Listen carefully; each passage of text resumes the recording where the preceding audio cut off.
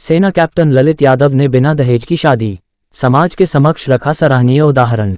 रेवाड़ी जिले के गांव खालेटा निवासी व वर्तमान में शहर के सेक्टर 3 में रह रहे सेवानिवृत्त कप्तान महेंद्र सिंह यादव ने अपने पुत्र व सेना में कैप्टन ललित यादव का विवाह बिना दहेज के रचाकर समाज के समक्ष अनूठा उदाहरण रखा है। कैप्टन ललित यादव का विवाह रेवाड़ी शहर के ही मोहल्ला आदर्श नगर निवासी पंकज यादव की पुत्री अनीशा राव के साथ हुआ है। अनीशा राव जूलॉजी विषय में एमएससी है।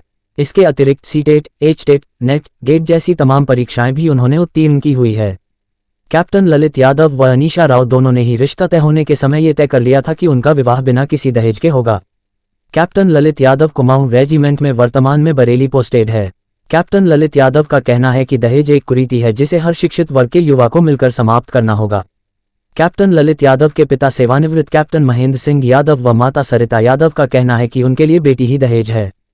अनीशा का घर में आगमन खुशहाली लेकर आया है। रियलिटी बताऊं मैं आपको, क्योंकि ये जो मेरा रिश्ता है, देखो मैं तो धन्य है मेरा वो परिवार, और मैं उनका शुक्रिया अदा करती हूँ कि इतनी अच्छी पोस्ट पे और इतना अच्छा बच्चा, और उन्होंने कोई दहेज नहीं। दिमाग में तो हमेशा यही रहता था, हो सकता है ऊपर के मन से वे मना कर रहे हो, लेकिन हो सकता है उनके मन में। लेकिन मैं पर्सनली उनके घर जाके अपने हस्बैंड के साथ मिली और मैंने उनको बैठ के ये कहा, सर देखो आप नहीं ले रहे दहेज, मैं मानती हूँ, बट मेरी इच्छा है कि मैं अपनी बच्ची को कुछ दूं। तब भी उन्होंने मेरे को यही कहा कि मैम देखो भगवान की कृपा से हमारे पास सब कुछ है, आपने अपनी बेटी दे दी तो हमें सब कुछ दे दिया। सर रियलिटी बताती हूँ, मैं भगवान का शुक्रिया अदा कर रही हूँ कि इतने अच्छे परिवार से मुझे जोड़ा, और ये मेरा अपना सौभाग्य है। मैं उनके सामने किसी तरह किसी एंगल में उनके कंपेयर में नहीं हूँ। देखो हाँ, एजुकेशन के मामले में मैं जरूर उनके कंपेयर में हूँ, क्योंकि मैंने बचपन से मेरी बच्ची का एक ही ख्वाब था कि मुझे आर्मी ऑफिसर के जाना है, और मैंने काफी ट्राई भी की। 2 साल से मैं बच्चे देख भी रही हूँ, 1-2 कैप्टन मैंने और भी देखे, हर कैप्टन ने 1 करोड़ रुपए की डिमांड की। तो मैं पीछे मेरा कदम हो गया था और मैं बेटी से बोलने लगी, बेटा ये शायद पॉसिबल नहीं हो पाएगा। मेरे सर्कल में काफी टीचर है और भी लेक्चरर हैं जो विदाउट दहेज ले लेंगे, और दहेज तो स्टार्टिंग से ही मैं भी दहेज के खिलाफ थी। जब से मेरी शादी हुई है मेरे भी दिमाग में एक ही बात थी, जब तक हम एक लड़की को शिक्षित नहीं करेंगे तो समाज तो ऊपर उठ ही नहीं पाएगा। एक शिक्षित लड़की ही ऐसी है जो एक कुल को नहीं, 2 कुल को, 2 घरों को वो आबाद करती है, 2 घरों को मान एक स्वर्ग बना देती है। बात करें आपकी बिटिया की, उनकी एजुकेशन क्या है, क्योंकि वो असिस्टेंट प्रोफेसर है। जी सर मेरी गुड़िया ने वैसे तो उनकी स्टार्टिंग तो एक डॉक्टर लाइन की थी, क्योंकि उनके जो ग्रैंडफादर है उनका एक सपना था कि मैं अपनी बच्ची को डॉक्टर बनाऊं। बट बेटी ने टेस्ट दिया तो उनका बीडीएस में सिलेक्शन हो गया था। उस समय जब बच्ची का बीडीएस में सिलेक्शन हुआ 2010 के अंदर, बट बेटी ने बीडीएस पसंद नहीं था, गवर्नमेंट कॉलेज में एडमिशन हो गया था। उन्होंने कहा कि मम्मी मैं बीडीएस नहीं करूंगी, मैं एमबीबीएस ही करूंगी। तो मैंने क्या कहा, मैं बेटा एमबीबीएस के लिए 1 करोड़ चाहिए। देखो मेरी इतनी हैसियत नहीं थी, क्योंकि हस्बैंड की भी प्राइवेट जॉब और मेरी भी प्राइवेट जॉब, हमने अपनी लाइफ का जो कमाया सब अपने बच्चों की एजुकेशन में लगाया। छोटी वाली गुड़िया भी मेरी डॉक्टरी कर रही है, बेटा ने अभी टैगोर स्कूल से एनडीए पास आउट किया है, टेस्ट क्लियर किया है, एट प्रेजेंट एसएसबी का तैयारी कर रहे हैं। तो इस तरह हमने अपनी लाइफ में जो कमाया बच्चों के एजुकेशन में लगाया, क्योंकि मुझे पता था हमारा अमूल्य धन हमारे बच्चे हैं। अगर हम आज किसी प्रकार अपने बैंक बैलेंस करते हैं और बच्चों पे नहीं लगाएंगे तो फ्यूचर में भी बच्चे उस चीज को खर्चेंगे, तो क्यों नहीं हम ही अपने बच्चों के कैरियर पे खर्चें। तो आपके जो दामाद उनकी क्या क्वालिफिकेशन है और एट प्रेजेंट किस पोस्ट पर? सर मेरे जो दामाद है, देखो क्वालिफिकेशन तो एमए इंग्लिश है, बट सीडीएस उन्होंने पास आउट किया।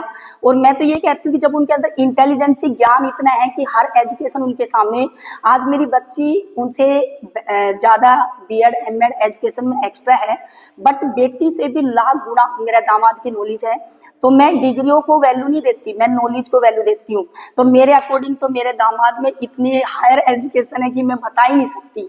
मेरे पास तो उनके लिए कोई वर्ड ही नहीं है कि मैं कोई ऐसा वर्ड यूज करूं। मैं तो ये कहती हूँ कि भगवान हर बेटी को ऐसा दामाद मिले। बच्चियों का शिक्षित होना आज के टाइम में कितना जरूरी समझते हैं? क्या देखो जी, देखो जी, पहले तो मैं जब से मैंने ये बेटा नहीं मिला था, क्योंकि मैं 2 साल से अपनी बेटी के लिए लड़का देख रही थी, तो मुझे बड़ा डर हो गया था। मैं हर किसी को एक ही बात कहने लग गई थी कि ज़्यादा पढ़ाओगे तो हायर एजुकेशन का लड़का देखोगे तो उनकी हायर डिमांड होगी, उसको हम अफोर्ड नहीं कर पा रहे थे। तो ये मैं अपने पापा की बात कई बार याद करती थी। मेरे पापा बोलते थे, बेटा 10वीं 12वीं पढ़ाओ, शादी कर दो, ताकि बच्ची पे फिर ज्यादा खर्चा भी नहीं लगता। तुम इतनी ज्यादा एजुकेशन पे पैसे खर्च रहे हो, फिर उसके बाद में दहेज इतना मोटा दोगी, कहाँ से लेके आएगी। मेरे रिलेटिव हर मुझे कहते थे, इतना पैसा क्यों खर्च रिया, इतना पैसा क्यों खर्च रिया। लेकिन मैंने कभी किसी की नहीं सुनी, मैंने अपने मन की सुनी, अपने बच्चों की सुनी। और मैंने एक ही वो था कि देखी जाएगी जो होगा, पर मैं अपनी बेटी को इतनी एजुकेशन दिलाऊंगी कि उसने किसी पर डिपेंड ना होना पड़ेगा। आज मैंने उसको इतना एजुकेटेड कर दिया है कि वो अपना खुद सेल्फ डिपेंड होकर अपना कैरियर को सेटल कर सकती है।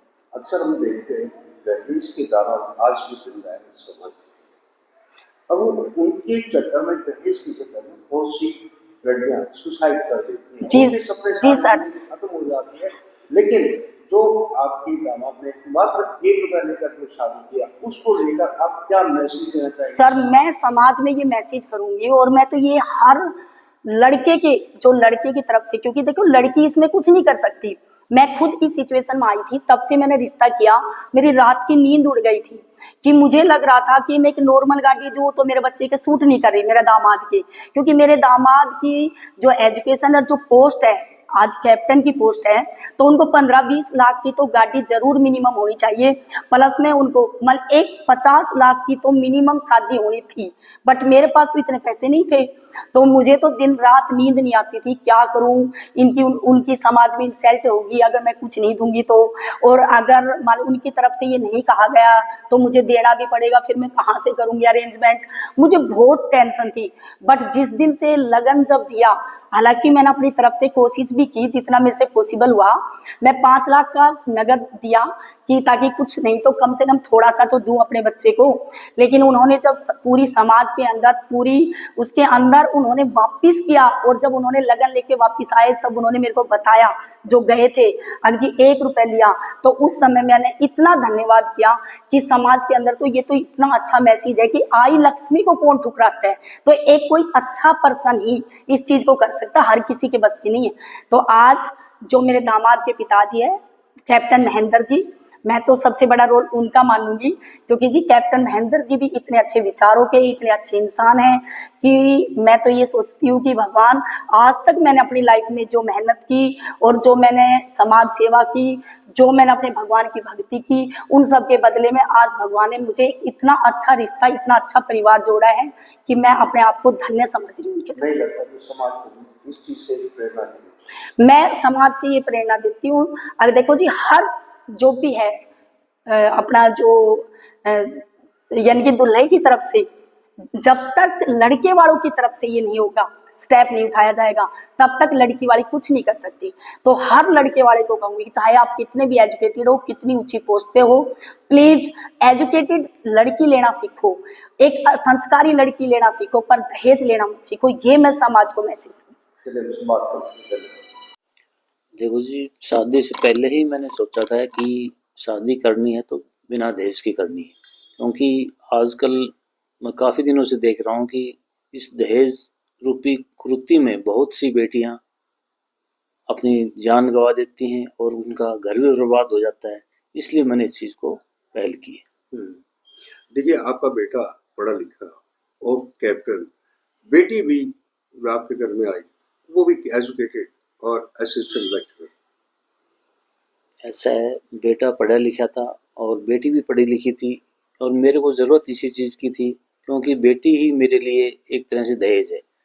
दहेज बड़ी चीज़ नहीं होती, वो तो एक कुरीति ही है। और मेरे दोनों बच्चों ने शादी से पहले यही कहा था कि भाई दहेज हम नहीं लेंगे और ना देंगे। तो मैंने उनके कहने पे, और मेरे भी विचार पहले से यही थे कि दहेज नहीं लूँगा। तो मैंने बेटी वालों को पहले ही कह दिया था कि मैं सिर्फ 1 रुपया शगुन का लूँगा, बाकी मेरे को कोई आइटम या दहेज के रूप में कुछ नहीं चाहिए। और वही मैंने किया। शगुन में 5 लाख लेकर आए थे?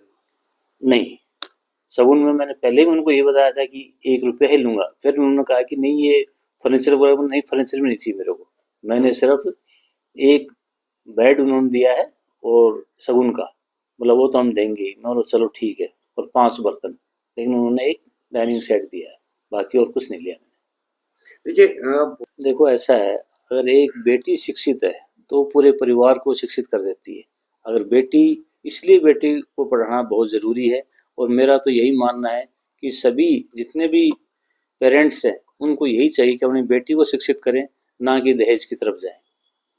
मैं मैसेज अपनी नई जनरेशन को, युवा पीढ़ी को, शिक्षित युवा पीढ़ी को यही कहना चाहूँगा कि आप इस कुरीति को त्याग दें और आगे से कोई भी दहेज का ना लें और ना दें।